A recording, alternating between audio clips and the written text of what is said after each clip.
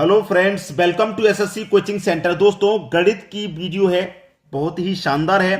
अगर आप इस वीडियो को पूरा देखेंगे तो आपको पता लग जाएगा कि एसएससी में प्रश्न किस लेवल का आता है। और सभी प्रश्न, आज के वीडियो में जितने भी प्रश्न हैं वो सभी एसएससी के एग्जाम में पूछे हुए हैं। ये प्रश्न भी एसएससी 2010 में पूछा गया था। तो चलिए स्टार्ट करते हैं। पहला प्रश्न है, दो संख्याएं 7:11 के अनुपात में हैं। इनमें से प्रत्येक में 7 जोड़ने पर इनका अनुपात 2:3 हो जाता है। इनमें से छोटी संख्या कौन सी है? देखिए, आपके पास क्या है, दो संख्या 7:11 के अनुपात में है। 7:11 के में आपको अच्छे से पता होगा कि अनुपात का मतलब बटा होता है। अनुपात वाली जैसे 7:11 है, मैं से 7/11 भी लिख सकता हूं। एक ही बात है ये, चाहे 7/11 लिख लो, चाहे 7:11 लिख दो, एक ही बात है। बट अनुपात का मतलब बटा भी होता है। क्लियर है? तो मैं क्या करूं, इसे 7a मान लूं, ठीक है, इसे 11a मान लूं। क्या इसके मान में कोई फर्क पड़ेगा? नहीं पड़ेगा, क्योंकि a से a कट जाएगा, बटे में 1 से 1 कट जाएगा, डिवाइड करूंगा a से, तो कुछ फर्क पड़ा? कोई फर्क नहीं पड़ा। अब कह रहा है कि इनमें से प्रत्येक में 7 जोड़ दो। प्रत्येक में 7 जोड़ने का मतलब इसमें भी 7 जोड़ दूं और इसमें भी 7 जोड़ दूं, तो इनका अनुपात कितना हो जाता है? 2:3। 2:3 का मतलब 2/3 लिख सकते हैं, क्योंकि अनुपात का मतलब बटा होता है। क्लियर है? अब क्या हो जाएगा? क्रॉस गुना। 3 का मल्टीप्लाई करो, पहले 7 थे तो 3 7 21a, 21a प्लस 3 7 21 बराबर 11 दूने का 22a, ठीक है, प्लस का 7 दूने का 14। ये है प्रश्न आपका। 21a इधर आके 22a में से माइनस हो जाएगा, तो 22 में से 21 कटेगा, सिर्फ और सिर्फ a बचेगा। और ये 14 इधर आके 21 में से माइनस हो जाएगा, तो 21 में से 14 माइनस हो जाएगा, तो 7 बचेगा। तो a का मान कितना आ गया भाई? 7 आ गया। a का मान 7 आ गया।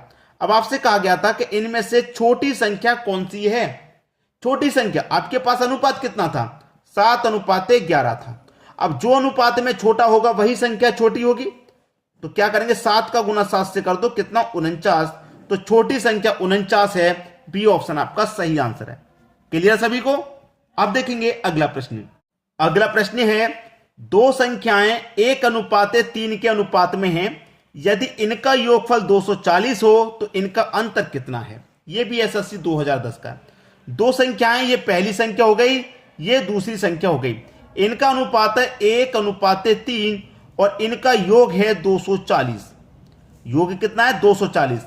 मैंने आपको बहुत बार बताया है कि जब योग दिया जाए तो अनुपातों का भी योग कर लो। तो 1 और 3 कितना हो जाएगा? 4। इस योग में अनुपात के योग से डिवाइड कर दो, 4 6 24, 1 0, 60 बार में कट जाएगा। अंतर कितना है पूछ रहा है, अन का अंतर। तो 60 का गुना 1 से कर दो 60, 60 का गुना 3 से कर दो 180। दोनों का अंतर बता दीजिए। 60 और 180 का अंतर कितना आ जाएगा? 120 आ जाएगा कि नहीं आ जाएगा? मतलब पहला ऑप्शन बिल्कुल सही जवाब है आपका। क्लियर सभी को? अब देखेंगे अगला प्रश्न। अगला प्रश्न है, किसी व्यक्ति की आय तथा व्यय 11:10 के अनुपात में है। क्या क्या चीज? आय और व्यय। व्यय का मतलब होता है खर्च। किस अनुपात में है? 11:10 के अनुपात में है। यदि प्रतिवर्ष वह 9,000 रुपए की बचत करता है। प्रतिवर्ष, प्रतिवर्ष का मतलब है एक साल में 9,000 रुपए की वो बचत कर रहा है। कितने महीने में? 12 महीने में। तो एक महीने में कितने की करेगा? 12 से डिवाइड कर दो, ठीक है, 12 से डिवाइड कर दो। 12 पंजे 60, 12 6 72, 12 7 84। भाई 90 से 84 तक कट गया, 6 बचेगा, 60 हो जाएगा, ठीक है। 12 पंजे 60 और 1 0, मतलब 750 बार में ये पूरा कट गया। तो उसकी मासिक आय कितनी है? मासिक आय, अब देखिए एक महीने में वो कितने की बचत कर रहा है? 750 की। उसकी आय का अनुपात कितना है? 11 है। तो 750 का गुना 11 से कर दो। 11 का गुना 0 से करूंगा तो 0 ही रहेगा। 11 का गुना 5 से करूंगा तो 55, 55 का 5, कैरी का 5, 11 7 77, 77 में कैरी का 5 जोड़ दूं तो अब 82, 82 50। डी ऑप्शन आपका सही जवाब। क्लियर है सभी को? अब देखेंगे अगला प्रश्न।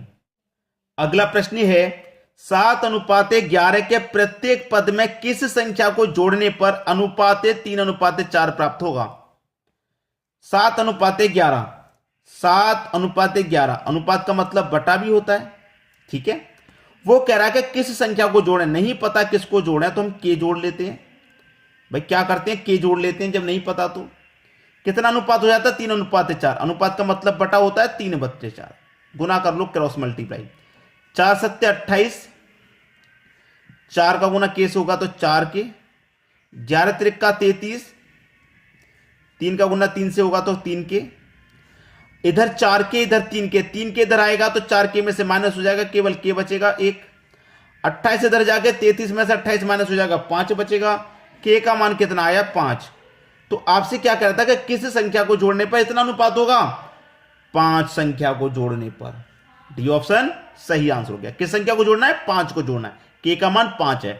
अब देखेंगे अगला प्रश्न। अगला प्रश्न है, दो संख्याएं 3:4 के अनुपात में। दो संख्याएं, ये पहली हो गई, ये दूसरी हो गई, 3:4 के अनुपात में है और इनका एलसीएम है आपका 84। तो मैंने आपको क्या बताया है, जब एलसीएम दिया गया तो अनुपातों का भी एलसीएम ले लो। 3 4 का एलसीएम कितना हो जाएगा? 12। ठीक है, 3 से भी कटेगा 12, 4 से भी कटेगा, तो एलसीएम हो गया 12। तो इस एलसीएम में अनुपात के एलसीएम से डिवाइड कर दो, 12 सत्ते 84, 7 बार में कटेगा। ठीक है, पूछ क्या रहा है, इनमें से बड़ी संख्या क्या होगी? भाई जो अनुपात में बड़ा है वही संख्या बड़ी होगी, तो अनुपात में बड़ा कौन है? 4, 7 चौके 28, 28 आपकी बड़ी संख्या हो गई। C option. प्रश्न खत्म हो गया भाई, ज्यादा ताकत नहीं थी प्रश्न में, प्रश्न खत्म। अब देखेंगे अगला प्रश्न। अगला प्रश्न है, दो प्राकृत संख्याएं 3:5 के अनुपात में हैं तथा उनका गुणनफल 2160 है, इनमें से छोटी संख्या क्या होगी? दो संख्याएं, ये पहली संख्या हो गई, ये दूसरी संख्या हो गई, इनका अनुपात है 3:5। अगर मैं कह दूं कि ये 3a मान लो, इसे 5a मान लो, तो इसके मान में क्या कोई परिवर्तन आएगा? कोई परिवर्तन नहीं आएगा। और इनका गुणनफल है आपके पास 2160। क्या है? गुणनफल। जब आपके पास गुणनफल है तो अनुपातों का भी गुणा कर लो। 3 पंजे 15 और a का गुना a से होगा तो a स्क्वायर, तो 15a स्क्वायर का मान कितना है? 2160 के बराबर है। ठीक है, तो 15 से 2160 को मैं कटाऊंगा, 15 एकम 15, 6 बचेगा भाई, 15 एकम 6 बचेगा 66, 15 चौका 60। ठीक है, 6 बचेगा 60, 15 चौके 60, तो a स्क्वायर की वैल्यू कितनी आ गई? 144। अब a बराबर क्या रहेगा? 144। ये जो स्क्वायर है के ऊपर इधर आके क्या हो जाएगा? स्क्वायर रूट लग जाएगा। ठीक है, अब a बराबर कितना हो गया? 144 का स्क्वायर रूट 12। a का मान आ गया 12। पूछा क्या था आपसे? छोटी संख्या क्या होगी? जो अनुपात में छोटा होगा वही संख्या छोटी। a का मान 12, 12 का गुना 3 से कर दो, 12 त्रिका 36 होता है। पहला ऑप्शन सही हो गया आपका। क्लियर सभी को? अब देखेंगे अगला प्रश्न। अगला प्रश्न है, यदि 1000 को a तथा b में 3:2 के अनुपात में नियुक्त करें तो a को प्राप्त होंगे।